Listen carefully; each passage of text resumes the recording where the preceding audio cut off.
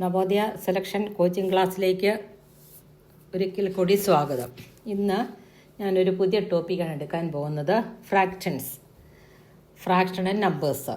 അപ്പോൾ ഫ്രാക്ഷൻസ് 3 ടൈപ്പാണ്. Fractions are of 3 types. Fraction നമ്പേഴ്സിനെ 3 വിഭാഗമായിട്ട് തിരിക്കാം. അത് ഏതൊക്കെയാണെന്നാണ് ഞാൻ പറയാൻ പോകുന്നത്. 1. Proper fraction. 2.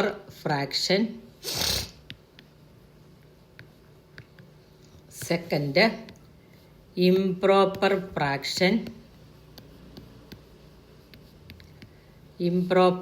Fraction. 3. Mixed fraction.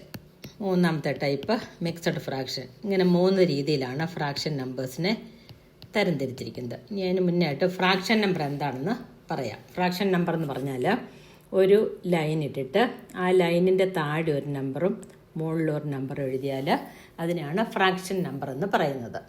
അപ്പോൾ ഫ്രാക്ഷൻ, ഇവിടെ നമ്മൾ ഒരു മുട്ട പൊരിച്ചത്, അതിനെ 8 ഡിവൈഡ് ചെയ്തിട്ട് അതിൽ 5 ഭാഗം എടുത്താൽ 5/8 എന്നതിന് പറയാം. മലയാളത്തിലാണ് വായിക്കുന്നതെങ്കിൽ 8ൽ 5. ഇതിൻ്റെ വരയ്ക്ക് മുകളിലുള്ളതിനെ ഇംഗ്ലീഷിൽ ന്യൂമറേറ്റർ എന്ന് പറയും. പിന്നെ വരയ്ക്ക് താഴെയുള്ളതിനെ ഡിനോമിനേറ്റർ എന്നും പറയും. Numerator and denominator.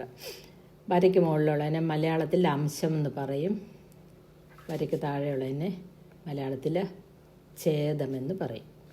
ഛേദം. അപ്പോൾ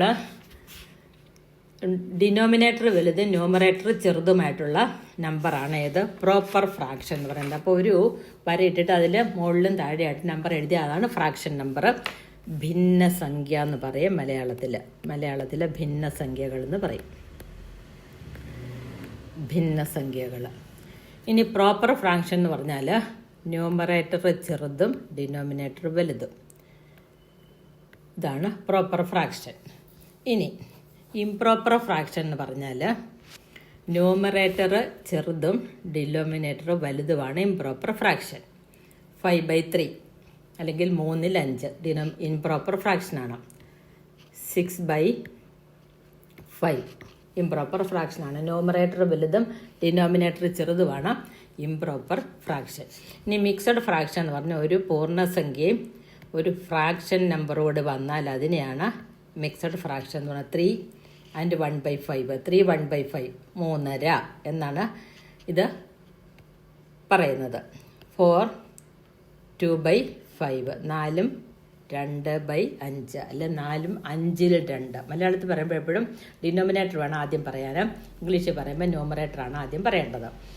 അപ്പോൾ ഇങ്ങനെ ഒരു നാച്ചുറൽ നമ്പറും അതുപോലെ തന്നെ ഒരു ഫ്രാക്ഷൻ നമ്പറോട് വന്നാൽ അതാണ് ഇംപ്രോപ്പർ മിക്സഡ് ഫ്രാക്ഷൻ. ഇനി ഞാൻ ഈ എക്സാമ്പിൾ സഹിതം ഒന്ന് വിവരിച്ച് കാണിക്കാം.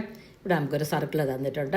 ആ സർക്കിളിനെ 8 പാർട്ടായിട്ട് ഡിവൈഡ് ചെയ്തിരിക്കുന്നു. ഇതിൽ ഷെയ്ഡ് ചെയ്ത ഭാഗം എത്രയാണ്?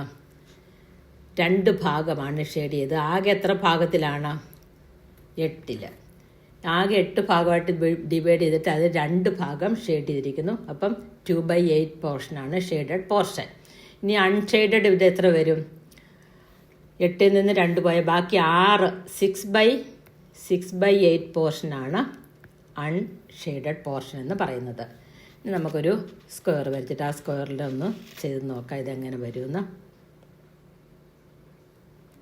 സ്ക്വയറിലെ റെക്റ്റാങ്കിൾ. ഈ റെക്റ്റാങ്കിളിനെ നമുക്ക് കുറേ പാർട്സായിട്ട് ഡിവൈഡ് ചെയ്യാം.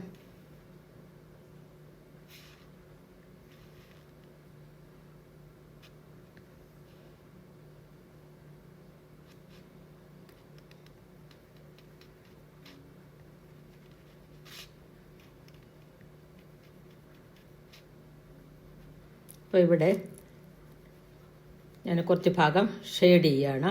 അപ്പോൾ ഈ റെക്റ്റാങ്കിളിനെ നമ്മൾ കുറേ പാർട്ടായിട്ട് ഡിവൈഡ് ചെയ്തിട്ടുണ്ട്. ഈ റെക്റ്റാങ്കിളിനെ നമ്മൾ കുറച്ച് പാർട്ടായിട്ട് ഡിവൈഡ് ചെയ്തിട്ട് ഇത് എത്രയാണ് ഇതിൻ്റെ പോർഷൻ എന്ന് നോക്കാം. അപ്പം 1 1 2 1 2 3 4 5 6 7 8 9 10 10 പാർട്ടായിട്ട് ഡിവൈഡ് ചെയ്തിട്ടുണ്ട്. ഈ 10 പാർട്ടായിട്ട് ഡിവൈഡ് ചെയ്തിട്ട് അതിൽ ഷെയ്ഡഡ് പോർഷൻ എത്രയാണ്? 1 2 3 4 5 6. അപ്പോൾ ഷെയ്ഡഡ് പോർഷൻ ഇവിടെ കാണാൻ 6/10 ആണ് ഷെയ്ഡഡ് പോർഷൻ. അൺഷെയ്ഡഡ് പോർഷനോ 4/10 വരും. അപ്പോൾ ഇങ്ങനെയാണ് നമ്മൾ ഫ്രാക്ഷൻ നമ്പർ കണ്ടുപിടിക്കേണ്ടത്. അപ്പോൾ ഒരു ലൈൻ ഇട്ടിട്ട് ആ ലൈനിൻ്റെ മുകളിലും താഴെയും എഴുതിയാൽ അതിനെയാണ് ഫ്രാക്ഷൻ നമ്പർ എന്ന് പറയുന്നത്. അപ്പോൾ നിങ്ങൾ ഇത് ഫ്രാക്ഷൻ നമ്പറിൻ്റെ ബേസിക് ആയിട്ടുള്ള ക്ലാസ്സാണ്. ഇത് വീണ്ടും വീണ്ടും കേട്ട് ഹൃദയസ്ഥമാക്കുക.